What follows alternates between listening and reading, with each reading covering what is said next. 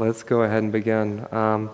So everyone, I guess, in the slide deck that we were putting together, yeah.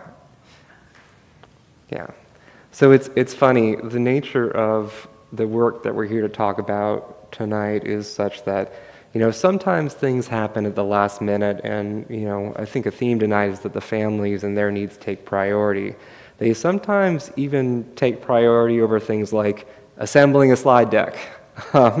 So we have an outline of what we're going to talk about tonight, but it is going to be a little more conversational, but we hope that folks online and then folks here with us will join in and ask questions. As I was sharing a little before, I think between Wendy and I, and we're not the only volunteers who work with the families we're about to talk about, but between us we have about 3.5 years of supporting these families, so there's a lot that we can share. There's also a lot that I think we can learn from your questions, and those will be good prompts to reflect.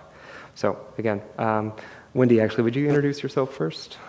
Yes, my name is Wendy Gray, and I've been practicing at the Chan Center since about 2017. And would you like a little more biography now? Or? We can jump into the biography a little more in a minute. But yeah, and we will share a little bit of our stories too, but more of that in a minute. My name is V. Miller. I have been going to the Chan Center since 2014, kind of off and on, but really more intensively in the last 2.5 years, and that's actually kind of coincided with the time I have been helping out some of the families we're going to discuss or talk about tonight. So, hold on for a moment. Technology, everybody. So before we share more about ourselves, I think it's important to kind of center and talk a little bit about some of the families that we're supporting, the refugees, and how they came to be here. Now, folks may not know, and I certainly didn't know this, I grew up in Tallahassee, that there are a lot of families in Tallahassee that came to the United States seeking asylum. They're from many different places. I have a few written here, but again, these are just a few different areas and some of the most recent areas that Tallahassee has received asylum seekers from, and that'd be Congo, Syria, and Afghanistan. Now, families from all those places have been escaping pretty terrible conditions. That's why they're here. And in 2022, in February, about 150 persons from Afghanistan came to Tallahassee all at once, and this was very shortly after the fall of Kabul, for those of you who remember a few years ago. But that happened in February 2022, and about 1/3 of those 150 persons who came here to the United States and then were resettled in Tallahassee were children. So how did the Chan Center get involved? Well, I wasn't here for this, but Sarah, who couldn't be here tonight because she's sick, gave Wendy and I a first-hand account because she was there. There was an email message that came out from the mayor of Tallahassee saying, "We have a lot of families who are here from Afghanistan. The local aid agency that helps resettle these families, they are very overwhelmed, and they need faith organizations to step up and step in and provide basic supplies to help them, teach them some basic things about living in Tallahassee, because this environment could be very different from theirs, to help them get adjusted, to maybe help with English." But I think the emphasis on that time was really like supplies. They need sweaters, they need diapers, they need beds, they need really everything. I mean, having so many families at once, no one, the aid organization, which is very good, just wasn't prepared for that. So they reached out to the Tallahassee Chan Center, they reached out to Gwogu, our teacher, and Gwogu and the board of the Tallahassee Chan Center said, yes, we'll help. And at the time, I think 5 or 6 different families were assigned to us. Of those, 4 families have moved on. We gave them the supplies they needed, and some of them have relocated to Jacksonville, some have relocated to Chicago or the suburbs there, some have gone to California, or they've just gone to other places. But there are a few families still here. And we are still supporting them. These families mostly have young children, and that certainly is a factor. Wendy, am I leaving anything out in the account so far? I think we're good. Okay. Well, there were some immediate challenges the families faced when they hit the ground. Housing insecurity, language barriers, limited access to jobs. These things are also still issues and still things the families are working through. And a lot of these challenges, they don't just go away. They're not quick fixes. In fact, there are people in Tallahassee who suffer from some of these things too, who were, born here. So a rough timeline of our events. Hold on, sorry. So a rough timeline of events, and then I'm going to stop talking for a little bit, is in February 2022. Again, the Chan Center was invited by the IRC, that's that aid organization I mentioned, to a community meeting where needs were introduced, and we were introduced to, it was 8 families. We started collecting donations and delivering essential items right away. In May 2020, we partnered with the Quaker community, which is pretty close to here. And in November 2022, we started focusing on English skills of the family, including inviting volunteers to practice English. And from October 2023 to present, we've continued long-term support of 3 families that are here in Tallahassee. So with that, we can talk maybe a little more about ourselves briefly before we go back to. Okay. So, Wendy, how did you and I guess maybe I can kind of interview you a little bit, and then you can interview me about this subject. But, Wendy, what did you come to this work with? What's your background? I came to this experience, really, it was kind of almost a surprise to me that I ended up volunteering for it. But I had an affinity, I think, for the family. I had 2 grandparents who came to America from Eastern Europe prior to World War II to escape anti-Semitism. They moved to New York with very, very few resources, very little education, and made sure that all their children went to college. And my parents also worked very, very hard and took good care of my sister and myself, but we really didn't spend much time together as a family. But I was also brought up with a strong sense of trying to charity and doing things for the community, but before this experience, it was really mostly what I would call sort of policy level. I'm a land use planner by profession, and I help neighborhoods with local land use issues. I was involved with a service organization and worked on issues related to the status of women and girls in Leon County and around the state. And when this opportunity came up, for some reason, I guess, causes and conditions, I said, okay, I'm gonna try this, and it's just been wonderful. Yeah, it's funny how it just kind of connected with the families. And I should clarify, or I should have mentioned it before, but of the 3 families that we work with, I think it's fair to say, Wendy, that you're heavily involved with one, and I visit that family from time to time, but I see the other 2 on a less intense, less frequently, a little less time. Right, and this, one of the 2 of them are very large families. The one that I'm involved with has 5 children, from the ages of 11 down, and there's another family with 8 children. Right? 8 children. Yeah. The oldest being in about 8th grade, so about 13. But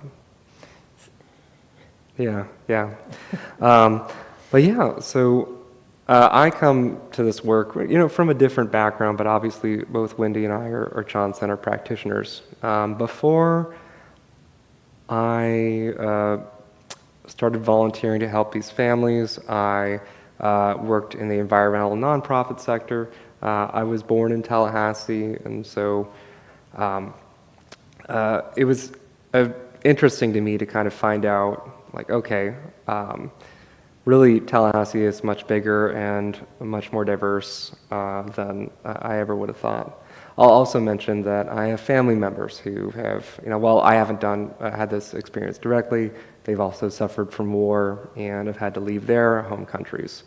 So, while the situation of these families and members of my own family are very different, I think it just goes to show that there are, not so many, while we have a lot of things that are different between us, there are some things that we have in common, and certainly the experience of war and trauma is something that maybe we haven't all, had, but is something that certainly affects us in ways that, maybe kind of indirect. But my background again was more, it wasn't as much policy, it was more organizing and nonprofit work, and I think some of those skills have been helpful. There does seem to be a lot of, coordinating, a lot of marshaling resources, and a lot of filling out forms and trying to track down, different bureaucrats and things like that. So, but yeah, that's a little bit about us. I also want to say, and Wendy, please jump in on this, that, Wendy and I are not the only two people at the Chan Center who do this. There is a huge, huge team. They don't see the families day to day, but I'm talking about folks who are donors, who helped us put this conversation together, who visit the families from time to time, folks who aren't even affiliated with the Chan Center, but help the families that we run into. Yeah, this has just been an incredible amount of generosity. One of the things that it has experienced is that I have a higher opinion of people now because people have responded so generously to like a Facebook post or a GoFundMe or, the generosity of people in their time and their money has really been very amazing. And that's been very encouraging. And in that line, I would want to mention the International Rescue Committee is the group that kind of handles the refugees when they first come. And there was a group of IRC volunteers who adopted one of the families that we work with, and their commitment was for 1 year. And after the 1 year was up, they said, no, we're not going anywhere. We're going to stay with them. So it's really been a very, very good network of people who have all kind of worked together, doing their own piece to make things work. Yeah, agreed. Okay. Well, Wendy, I think for the last year and a half, folks, occasionally when I tell them about this work, they ask me, like, what does that actually look like? What do you do on kind of a day-to-day basis? Well, we'll delve more into this in a minute, but, if I were to say, hey, Wendy, kind of, what's it look like week to week? If there's a typical week, what does that look like? It has become a major activity for me. I'm at the house probably 2 to 3 times a week. Yeah. Sometimes it could be a little more, sometimes it could be a little less. And in thinking about this, I kind of broke it up into a couple different categories. One is what kind of like I call the sort of triage. And again, I want to point out that I'm not the only person who does this. There's all kinds of people who are volunteering to do this. With 7 people, there's always a doctor appointment or a dentist appointment. There is always shopping that needs to get done, and transportation is difficult, particularly in Tallahassee where transit service is really very poor. And then other things continue to come up. I've kind of learned not to say, well, once we get over this, I don't want to call it a hurdle, but we try to deal with this situation, another one will come up. So right now, one of the things I'm doing is giving driving lessons to the mom so she can get her driver's license, which will be a really big step for them. So that's a couple hours. So there's that taking care of business stuff. And then I think another big part of it is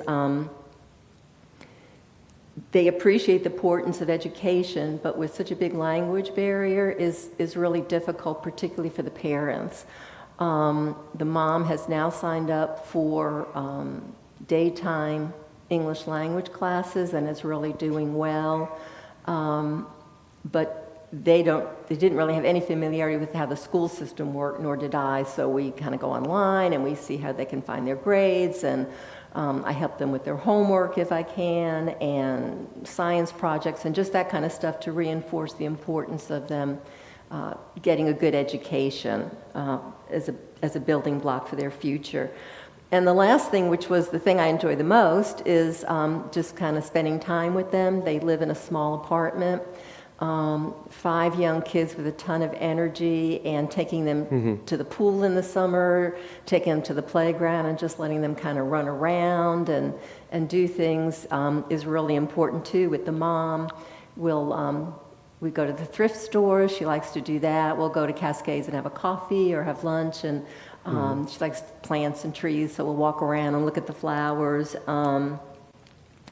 And sometimes just hang out in the apartment and drink tea, and slowly everybody kind of comes into the living room and sits down and just kind of talk. And it's so there's a really wide range of things, and I could spend more time there, but I can't. So.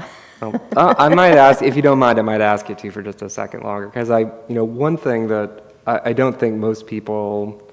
I should say, there are certain parts of our, some people will understand this and others won't. It's new to me, but, you were speaking earlier about, taking the kids to dental appointments, taking them shopping.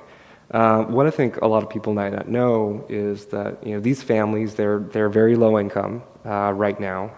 There is a job arranged for them by the IRC, but the only dentist that will see the kids is in Panama City? Yeah, for anything other than a basic checkup, and also because of the demand, it's very hard even to get an appointment here locally. I mean, if you have to wait for a dentist, the wait is probably close to 2 months for an appointment, and that's just for a checkup and cleaning, and anything else you have to go out of town. Yeah. So we have people driving to Panama City to take kids for more sophisticated dental treatment. Yeah, exactly.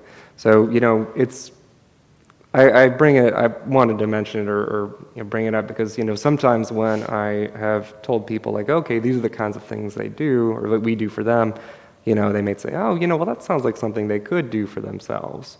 And, that's a line that we have to walk and kind of figure out, but the structural barriers to things like basic care, right. How to get to Panama City just to get, a cavity taken out or something like that. Like that's the kind of thing we're talking about. And of course, the family, they may not have a car. Affording a car, paying for insurance, very, very expensive. Yeah, and transportation, I would say, is just for all the families really difficult because of the infrequency with which the buses run, the complications of the route. As far as the independence goes, we found out that the mom who shops at the halal market, it took her an hour by bus to get there one way. And so, yeah, we could say, well, yeah, you can be independent and, wait, spend an hour each way and then come home and have to cook, all those other things, or we can kind of set something up where somebody will drive you when you need to go. And this one particular market, there's the family that we're speaking of, and this is true actually for all 3 families, they can only buy meat at this one particular store because it's the only store that sells halal meat. And, for us, it would take, 5 minutes to drive there. For these moms, it takes an hour, as you were saying, there and back, and then they've got, anywhere from, 5 kids bags, right. being like, hey, Mom, where you been? So it's not easy. So I'll mention some of the things that I do real quick, unless did I spur? Okay. Well, yeah. So it could run the gamut, and my family's here, and they've heard me talk about all this over the last year. So I think I got a pretty good survey, but Yeah, over the last year and a half, sometimes I've helped someone practice for a driving test. I should say not the actual practicing, but help them practice for the written part of the test.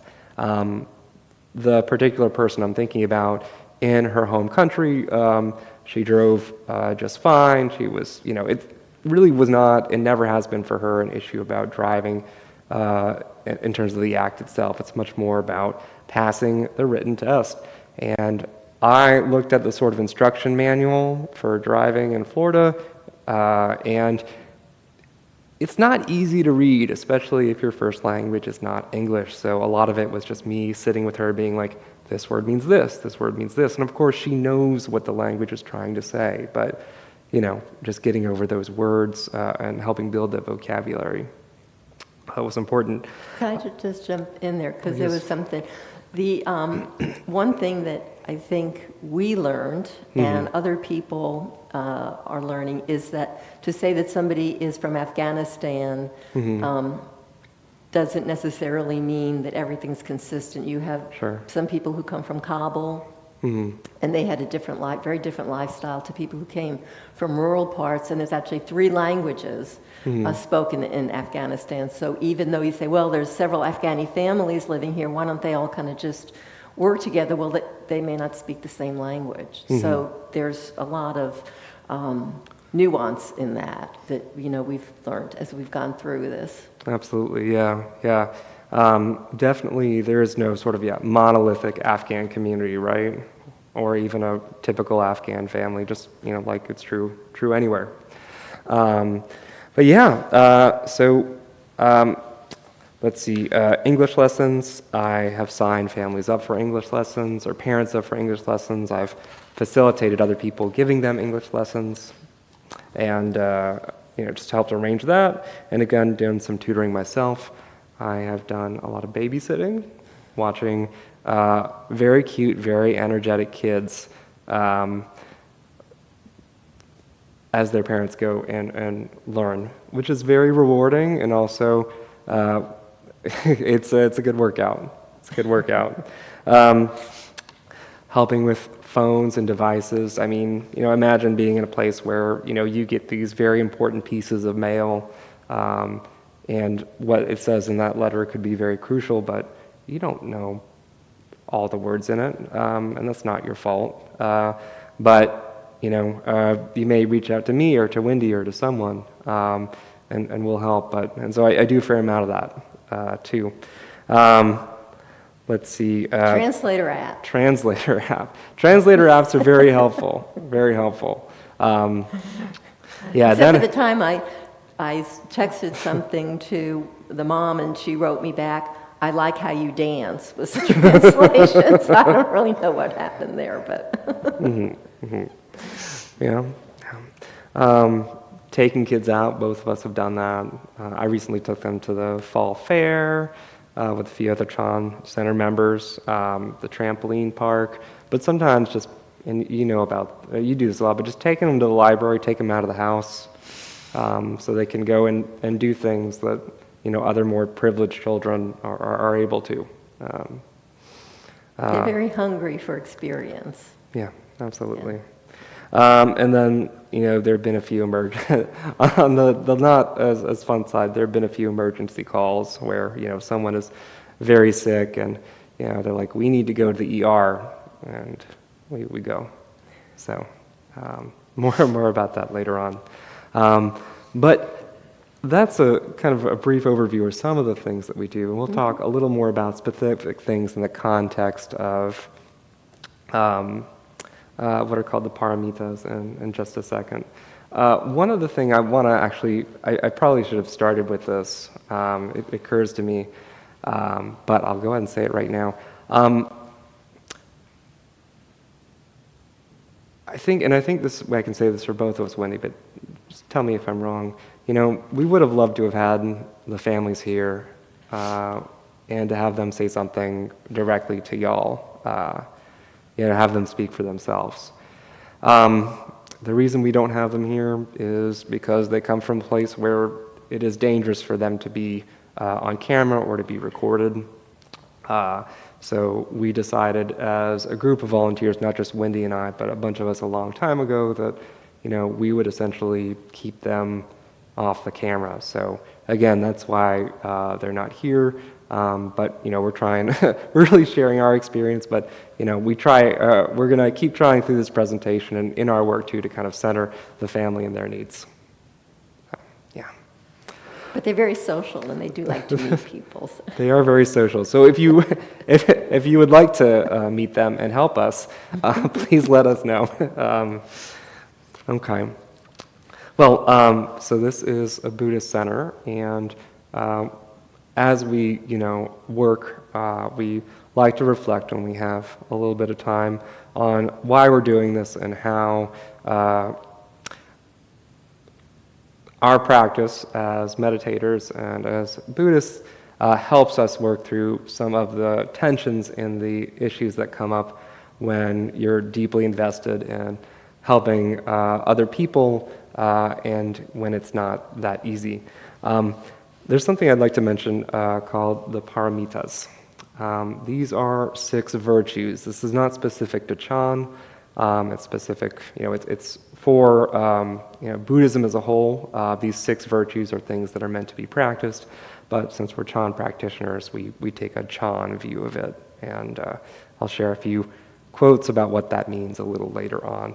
But again, like any religious or ethical system, Chan has certain virtues that we should aspire to, and it's worth saying in the Chan and the Mahayana tradition more broadly, which is the tradition of Buddhism that Chan is a part of, we practice for the benefit of both self and others. And the deeper you go into tradition and the more your experience grows, you realize that that's kind of an illusion. As a reminder, there is no essential self and no essential others.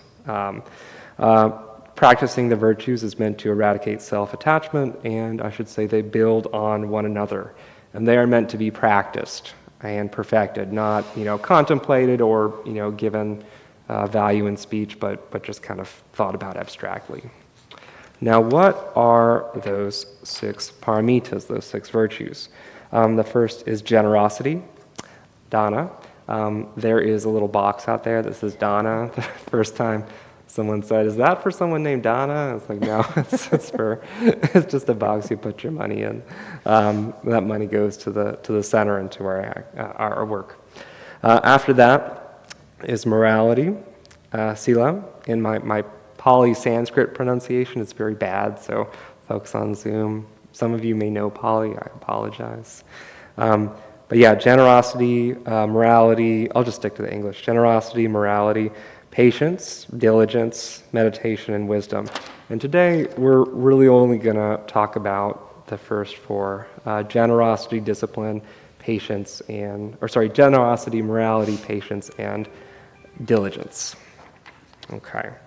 So what does it actually mean in this context to be generous? And so what I'm going to do is I'm just going to share a little bit about what generosity means in this tradition, and then Wendy and I are going to sort of be like, this is kind of how we have encountered this in our work.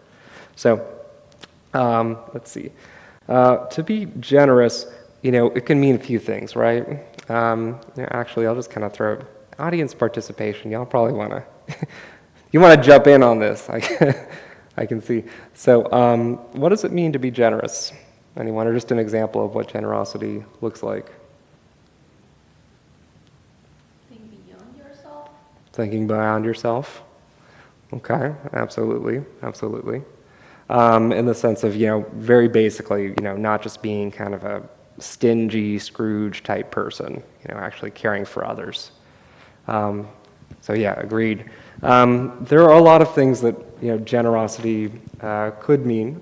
That is common to all of them, I think. When we think generosity, we think giving. So as Master Cheng Yen wrote in his commentary on the Paramitas, generosity can mean a few things. One is the actual giving of wealth and time and knowledge, and Wendy, we've certainly done a fair amount of that. We've described a little bit of that before. But, in a maybe a more, I don't want to say more abstract sense, but in a maybe less concrete, but still very real sense. It's to respond to other people's needs and fears with wisdom and compassion. And I think we've certainly both had times where things seem to be like, oh my gosh, they're on fire. But, we were able to sort of bring some calm and some serenity in to the moment. Yeah, I think that's, in that context, for me, is when a very strong sense of self arises. So I think that, the key the second point you made, V, is that the giving is what's needed, not what you think they need or what you necessarily wish to give. Yeah. And I constantly, and again, this is, I guess, talking a little bit more from the paramita point of view, think, oh, I've done this thing, and they're happy, and that's good on me. And it's important to kind of try to be aware of that and try to, minimize it, because the goal is to have the family live the kind of life they want to live, not for me to say, oh, I did a good thing. Right. Yeah, no, it's a very real thing. I think you picked absolutely the most important, one of the most important parts of that out, because I don't know anyone who I think has done work trying to help other people, but I feel it especially sometimes in this case. You have a sense going in there like, I know what they want, I know what they need, let me just give it to them. And what that means often is that you're not listening. The flip side of what Dee was saying about the trouble with navigating all these things is you can sometimes forget what these people have already navigated without any help from you. Right. They were abruptly left their family, their culture. The family that I work with depended very much on a very strong, what's the word I'm looking for? Kinship network? Extended family, where everything that got done was shared within the family, be it work or cooking or childcare or whatever. And then you're suddenly in an apartment where you don't know anybody and nobody knows you. And they have managed so many obstacles already that it's really important to keep that in mind. Oh, absolutely. Yeah, I remember, when one of the recent hurricanes or tornadoes came through Tallahassee, my house was very hurt by this, and I remember thinking like, oh my gosh, the families, are they okay? So it was a while before I got cell service, but I think maybe I called you or maybe I called one of the other volunteers and be like, hey, listen, are the families okay? They must be in so much trouble. And they're like, no, actually, they're all fine. They've made little fires. They're cooking food. They're good. And here I'm like, oh, they can't really take care of themselves. They've never experienced anything like this. I'm like, no, actually, they're,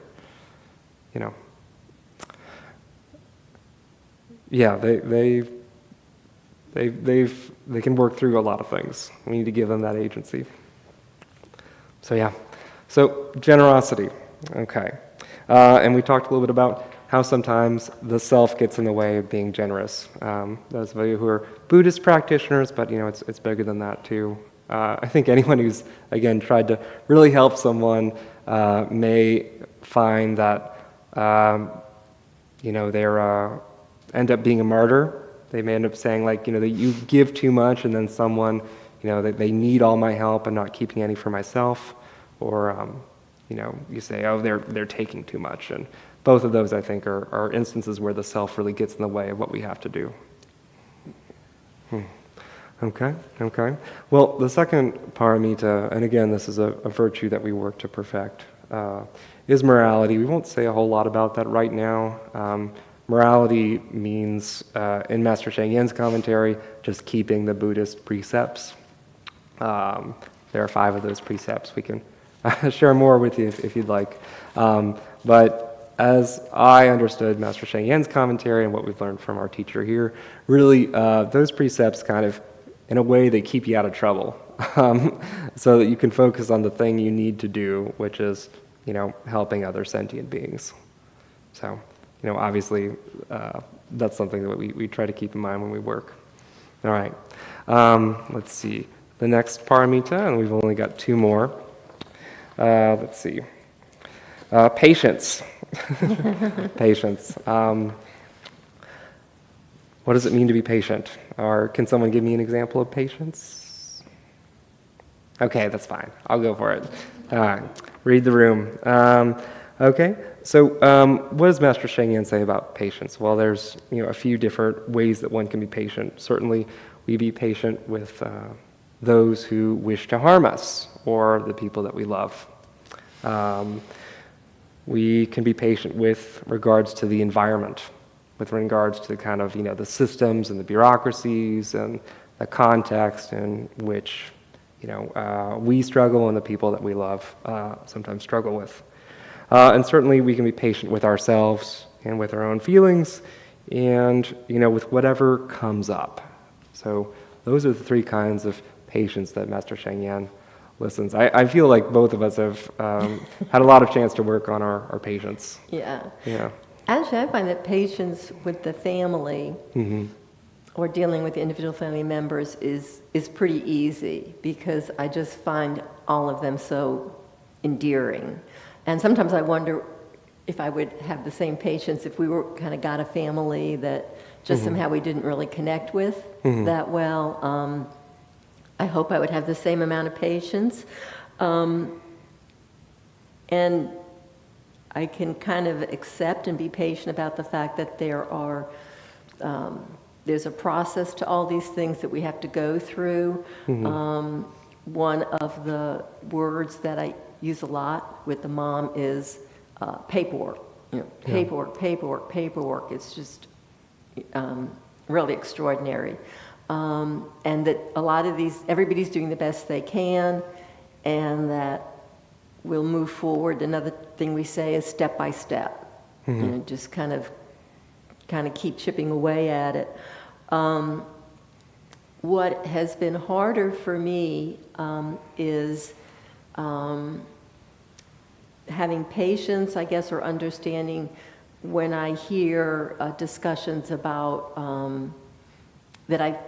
about policies and actions that I think will harm the family or make life more difficult or dangerous for them. And I have a lot of trouble dealing with that. So one of the things I've tried to do recently is to remind myself that everything changes, people can change. These people may have experiences in which they will decide that maybe their position can be different on this. Maybe they already have, but that is something that I do struggle with. But one of the things I do want to say is, particularly in the beginning when I would go out with the family and the mom dresses traditionally, she wears a hijab, but I was very apprehensive. I said, are people going to make comments, or will there be some kind of negative reaction? And it's been pretty much exactly the opposite. We've never had any kind of negative experience, and that has been a very good thing. Yeah. And the mom says, people in Tallahassee are so nice. And I'm like, yeah, they're pretty good. That's good. That's good. Yeah. No, I'm with you, Wendy. Patience when it comes to seeing someone who's struggling with English, maybe one of the children, one of the adults. As they work through that, learning a language is really hard. That's easy, or easier.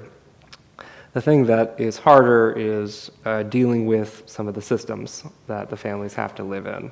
I remember one time there's a program where a member of a family that lives below a certain income threshold will get a free phone, 1,000 free minutes a month, 5 gigabytes of data, I think.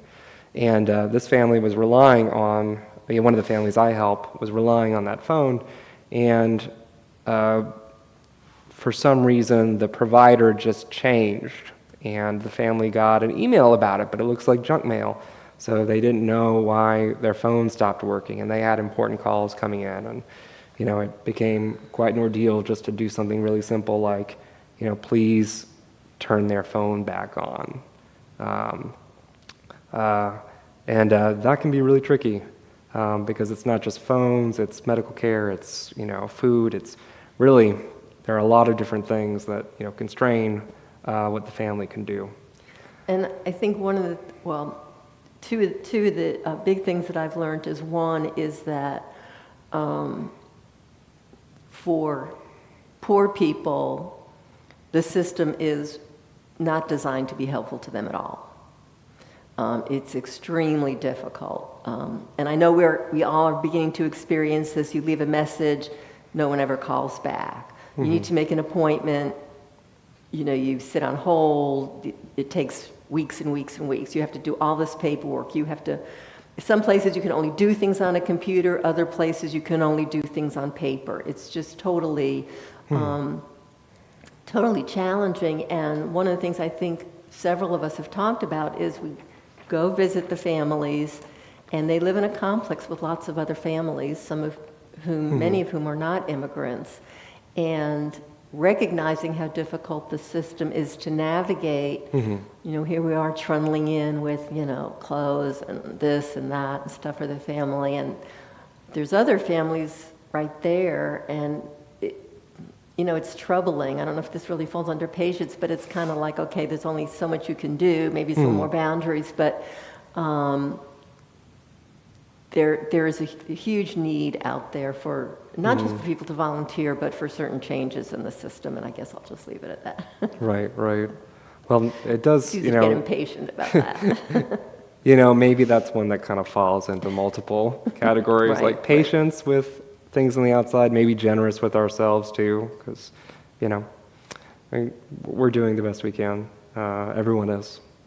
And one thing I should have mentioned about generosity, I forgot, one really important part of this is just being on the receiving end of the family's generosity. So I'm kind of skipping back a little bit, but, I think a really important part of that too is to practice, getting things, receiving love, receiving food and all, that sort of thing.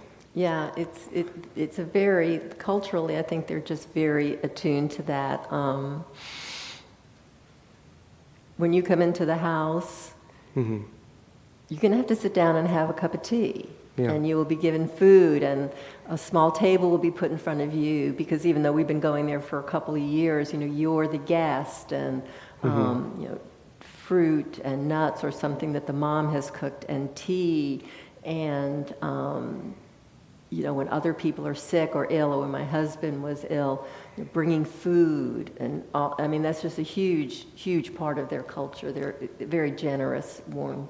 Yeah, absolutely. Yeah, no, I think it really it does undermine the kind of binary that I sometimes find myself sliding back into of like, I help, they receive help. Like, no, it's a mutualistic two-way street. Like, we help each other. Causes and conditions have come to a point where I think Wendy and I and a few others are in a better position to help than they're in a better position to receive certain kinds of help. But I was telling one of the dads in the other families the other day that, if the shoe was on the other foot, I think he'd do as much as he could to help, And I get that feeling with all the families. Mm-hmm. Yeah. Mm-hmm. Yeah. Okay, the last paramita to mention is diligence. Now, what does Master Sheng Yen say about diligence? What kinds of diligence there are? So, to be diligent in his commentary means to be fearlessly courageous, enabling one to overcome all obstacles. It could also mean to use every experience as an opportunity to practice. And he has a great quote that I'll read in just a minute. And finally, it means to be committed to the benefit of all sentient beings, not to want anything from them. We're not there to impose any ideas on them or to force anything upon others. We just are there to help them feel secure and at ease and to provide them with opportunities to move towards, a better life. So, we try to talk about the paramitas in sort of distinction, but really they all kind of run. Right.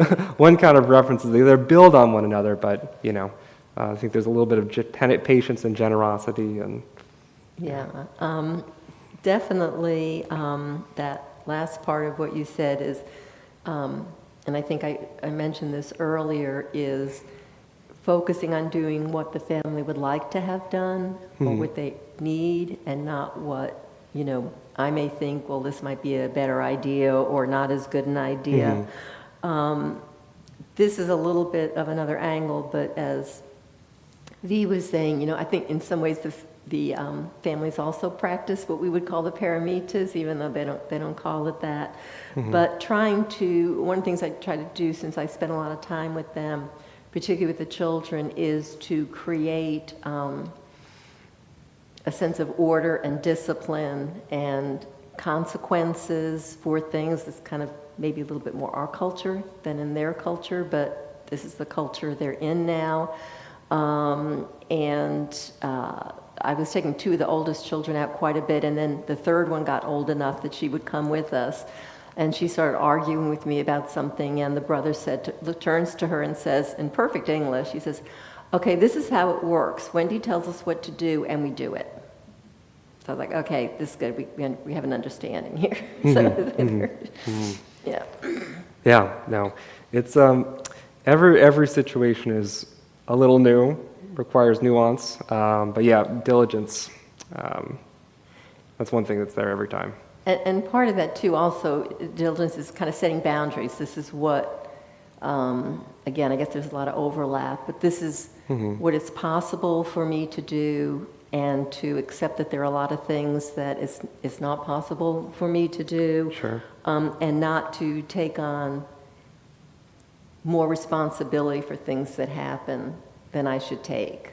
That's kind of a character flaw, I guess I have anyway. And so it's just saying, this is all part of a big process with lots of people, and you're one piece of it, and let it go. Yeah. No, it's causes and conditions, right? We examine things, we look to see the big picture and see, what we can actually change, and what we need to do to make bigger changes. Like, for instance, I'm thinking right now of one particular family that has a green card interview coming up. That's going to potentially open a lot of doors for them once that passes. So, and once they succeed.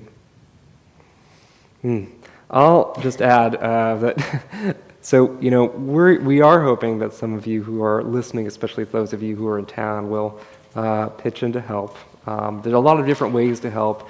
Wendy and I are both very, very involved, and there are definitely ways to help these families that is not quite as, you don't need to visit the family, a few times every week. Every little bit helps, and we can share more with you about that later on, either through questions or just, through personal correspondence. I will say one last thing about diligence, though, for my part. One thing that gets in the way of me being diligent is just saying sometimes, I can't do it. I don't really know if I can actually help these folks. I'm too tired. I'm too busy. I just can't. But, committing to the family sometimes means things like, I might get a call. I think there's been 2 times in 2 years where I've gotten a call.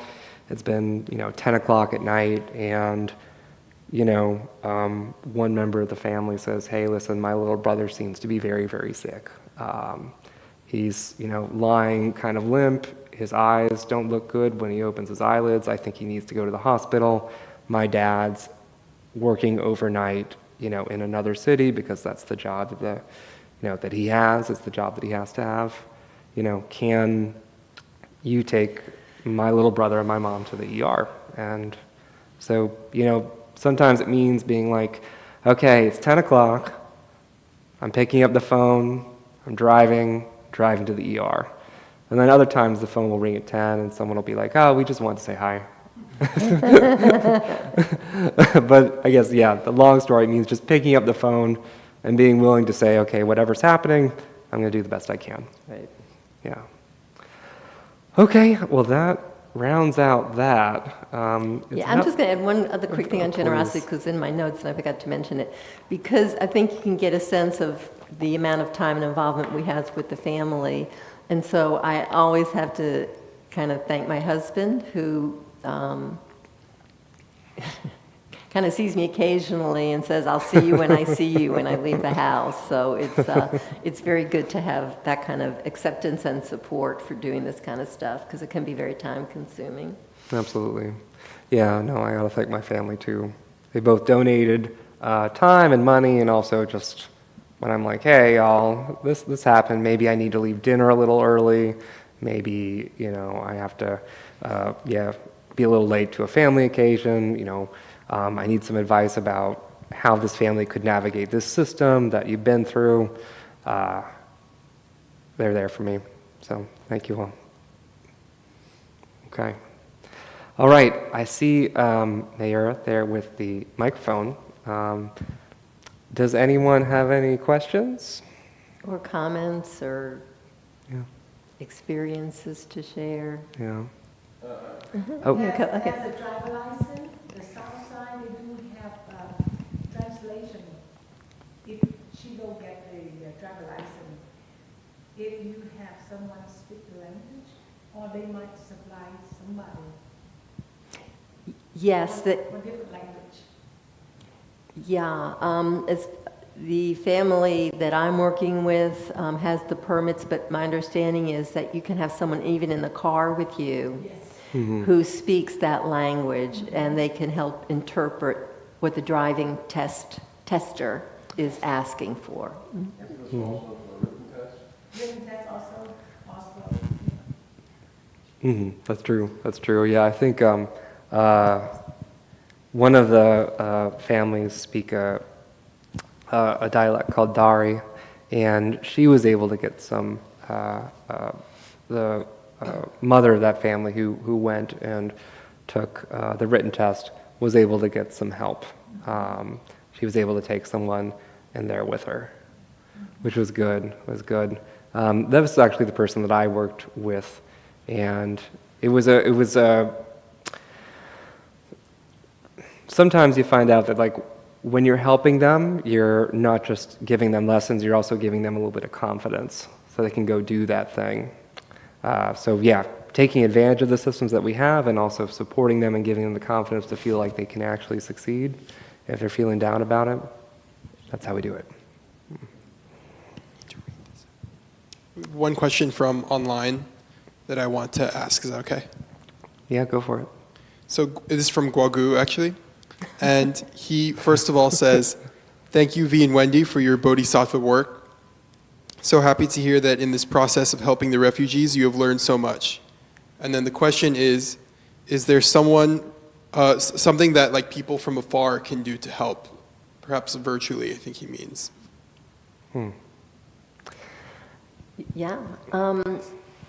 Well, I'll just give an example of something that's come up. Somebody from the Quaker community has decided to volunteer, and I've been communicating with her about helping to set up sort of medical appointments. I think I said earlier, this particular family of 7, medical appointments are very difficult to get. We keep it on a calendar. Every once in a while we forget, or there's just some kind of problem or whatever, and just that kind of off-site kind of work, of being able to call and check, make sure, put a calendar together, get notices to us. There are definitely things like that. Trying to find reading material, books, things that the children particularly can use for learning. There's lots of things that I think we can come up with if people have the interest in doing it, that don't require you to either be in Tallahassee or spend direct time with the families, if that's not what you want to do. Yeah, no, absolutely. Seasonally or semi-seasonally, maybe bi-seasonally or something, the Chan Center will send out an email saying, hey, listen, we're looking for these supplies. I know that there have been a few rumors about one of the families, their kids are looking for some cold weather clothing. So, there are chances to either donate money that we can use to go out and purchase those things, or, we once had someone who would actually send new bought clothes for the kids. What I'm talking about. So yeah, little things like sending goods, sending money to help us It's a very with all good sorts idea. of needs. All household goods, things like that. I mean, it's always, that would be a great way to help. Yeah, yeah.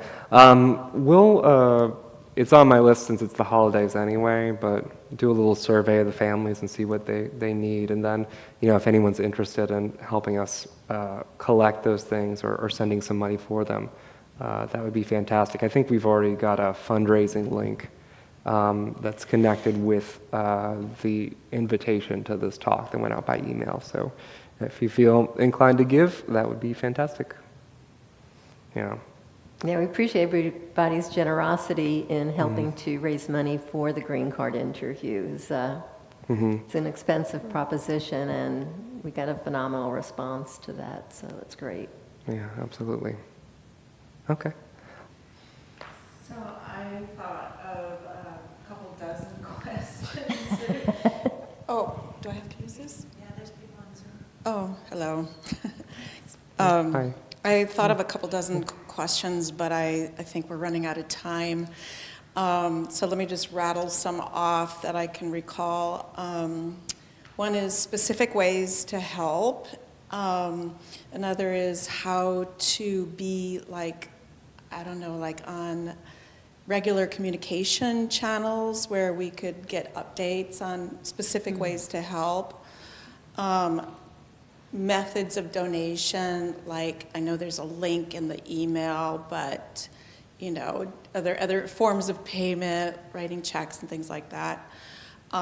Just thinking about the families themselves, I'm really curious about what are the skill sets that the adults brought with them from Afghanistan, and has that been helpful in finding employment? And, I know that there's like a sponsor and getting them jobs, but, the whole thing, I guess I'm just very ignorant of the whole process, do they need work permits and green card? I don't know. I mean, I don't need to know that kind of stuff, but are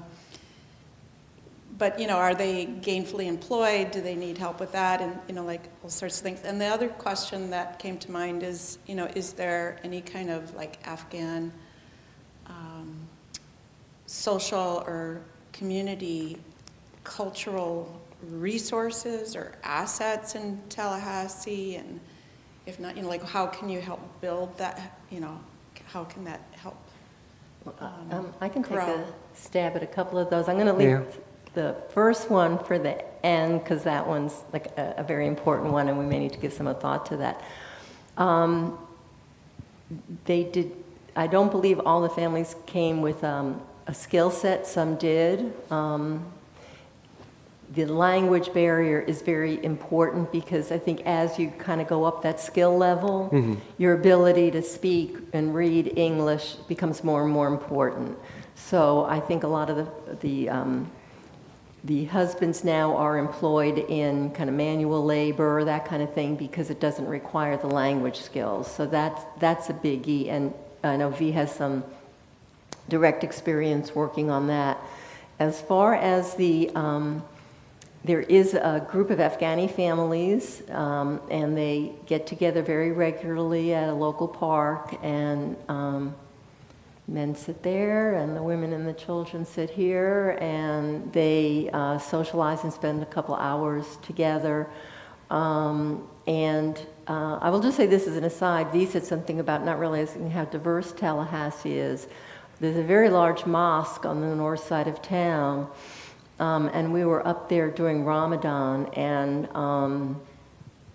there were just hundreds of people. And as an example also of generosity, each country took a night for when they break the fast and fed everybody.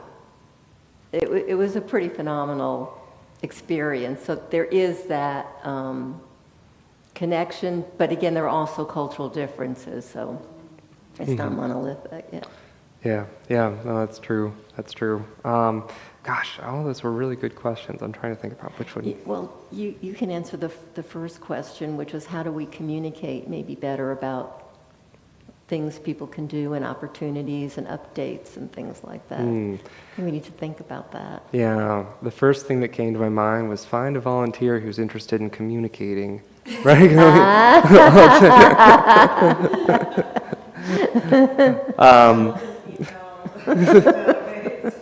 Yeah.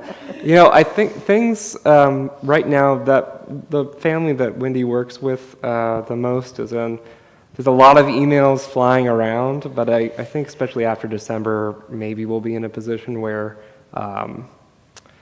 we could send out a little more regular communication because things won't be so. Before this green card appointment, things are very. There are a lot of different little small things that have to go just right. That said, though, if anyone's interested in helping us keep out or put out regular communication about the families and how they're doing, I think that would be really good.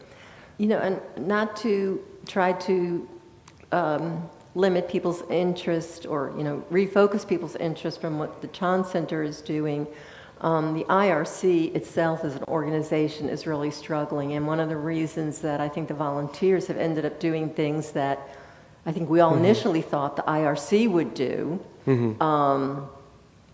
I certainly don't think we thought as volunteers we would be helping them prepare for their green card interview, although they do have an attorney. I mean, we're not, but it's because the IRC is so overwhelmed. And my sense is that there's two reasons. One, the absolute number of families that are coming here. I think Tallahassee is one of the most open in terms of accepting people from all over the world. Apparently, some communities do not encourage that. And the other thing is there's just worldwide crises that the IRC has to support. And some of you may have seen the article in the Democrat about 2 months ago by Martha Weinstein talking about the work of people in the community to help immigrants. And so I think we need to keep in mind there's also this bigger issue, not just of people who are born here who are struggling, but a very broad immigrant community, and the demand vastly outweighs the resources. So just kind of make that point that if you can find ways to help promote the IRC and find out what they're doing, and that would be an important thing too. Yeah. Is that okay that I advocated? Yeah. I mean, certainly we've the IRC will sometimes, and we've helped in this in our own way, but they'll have sort of like they'll work with a local church, not us, but another church to, collect a lot of different, household items. I think World Refugee Day they called it and happened about a year ago. It was this massive sort of,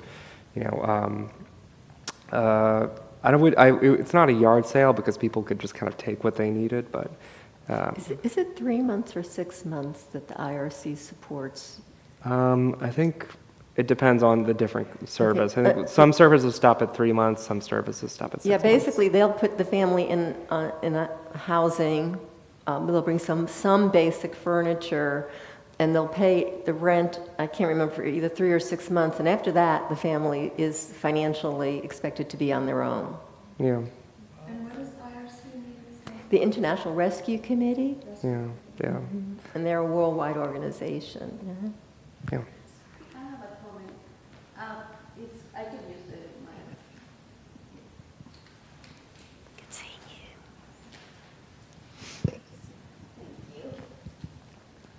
Well, I think this is pretty helpful because by learning from your experiences and all the different tasks and chores that you do helping the families, somebody that wants to help can get an idea of, I can do this or that, or just reaching out to you, as you say, and try to understand all the different needs because it's very circumstantial and different per family, right? It's family is different. Because with family and you share a lot about your own experience, V. The way that I learned that I could support, I found that it was the way that kind of fit my schedule and my skills, And me, as being a non-native English speaker, I'm not an English teacher, but I found, because I learned English kind of recently, and I keep learning, I found that the way that I could support the families was providing 1 hour a week and teach English. Actually, not teaching, just kind of coaching and talking to one of the moms every week. And I was counting the number of weeks, and it's been, I think, 3 months so far. And that's my way of support, and in a way it goes responding to the question about remote support, remote help, remote volunteer. That's the way that I've been doing it, and I know that it's well appreciated by the mom. So I will keep on doing that. We meet over Zoom, and we started like that because I wasn't in Tallahassee. I was in another city, and it's just super comfortable to do it over Zoom. So we meet with one of the moms every week for 1 hour.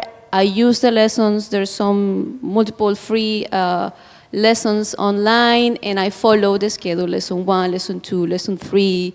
I don't have to prepare much because everything is there, and it's been very helpful to use that resource. And so that's the way that I've been helping, because I found that it fitted my schedule and my skills. So and then consistency is something that I appreciate, so I will keep doing that.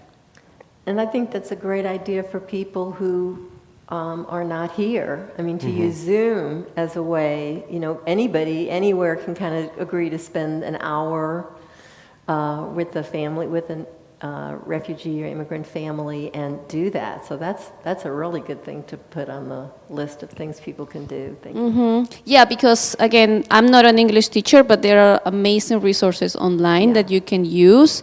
And part of the hour meeting is the first 10 minutes is just conversation. Right. And I know that's really helpful for somebody that is not an English speaker, just to have a moment to talk with somebody, like even if it's like a few minutes, it's really helpful. So That's yeah, great. if you Thank can give you. 1 hour, Thank 2 you. hours just for, talk about different things, it helps a lot.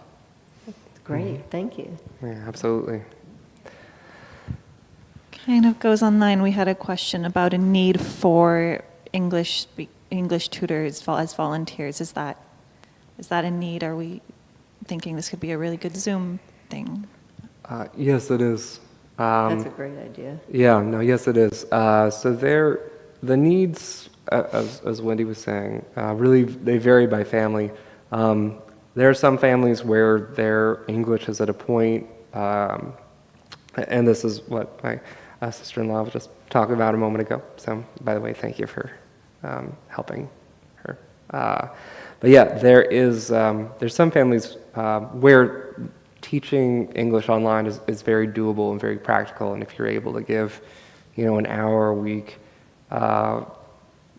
that's really, what this one particular family needs. You don't have to be an English teacher. There are some resources that are out there that can help, and really you could just, if you're willing to look through a textbook a little bit before you talk to someone and then work them through some basic exercises, then that can make a lot of difference.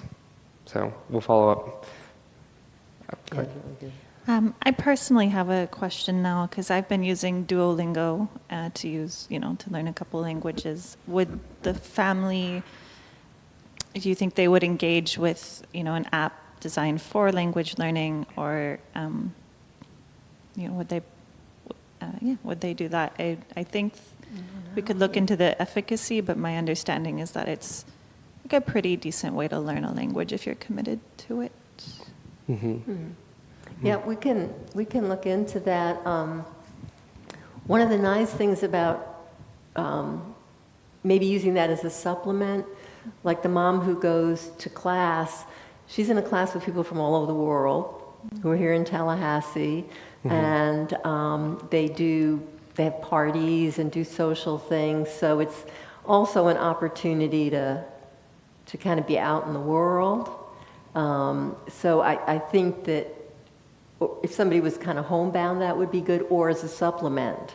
We can look into that. But yeah, there are some advantages to actually do in person and with other people. Yeah. Absolutely. Yeah, no, I'll just second what Wendy said.